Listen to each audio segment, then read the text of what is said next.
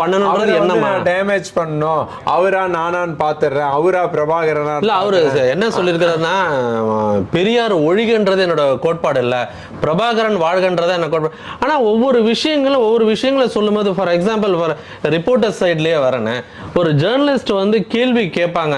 அதாவது வந்து ஒரு தடவை கேட்கலாம், 2 தடவை கேட்கலாம். உடனே வந்து நீ எந்த சேனல், நீ அவர்கிட்ட போய் கேள்வி கேட்பியா? இப்போ கோயம்புத்தூர்ல வந்து ஒரு பெண் பத்திரிகையாளர்கிட்ட அநாகரிகமா பேசுனது கேட்டா, இது எங்க ஊர்ல இது ஸ்லாங்ல நாங்க அப்படிதான் பேசுவோம்னு சொல்றது, இதை நீங்க எப்படி பாக்குறீங்க? நீங்க வந்து அதாவது பெரியார் கொள்கைக்குள்ள போவேனா ஆஸ் அ தலைவரா பார்க்கணும். ஏன்னா கலைஞர் பிரஸ் மீட் நாங்க அட்டன் பண்ணியிருக்கேன், நானே அட்டன் பண்ணியிருக்கேன். ஜெயலலிதா அம்மையார் அவரோட எவ்வளவு கோபமான கேள்விகள் கேட்டாலும், அதாவது வந்து கலைஞர் அவர்கள் வந்து அப்படின்னு ஒரு டைமிங் கொடுப்பாரு.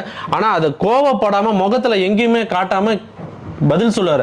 ஸோ அம்மையார் ஜெயலலிதா அம்மையார் அவர்களும் ஆகட்டும், மற்ற தலைவர்களும் ஆகட்டும், எங்கேயுமே இவரை மாதிரி கடிந்து கொண்டதில்லை. கேட்டா அந்த பாடி லாங்குவேஜ் இன்னொன்று கூட பக்கத்தில்